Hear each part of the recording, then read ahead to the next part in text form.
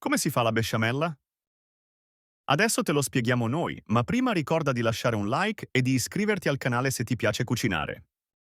La besciamella è una salsa base della cucina francese, ampiamente utilizzata anche nella tradizione italiana per piatti come lasagne e cannelloni.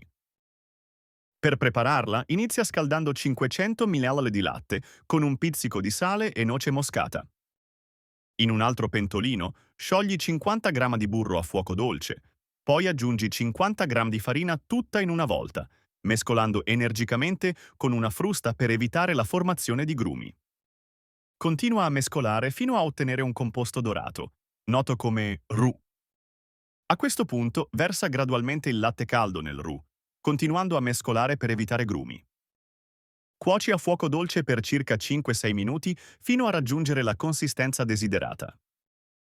La tua besciamella è pronta per essere utilizzata in diverse ricette.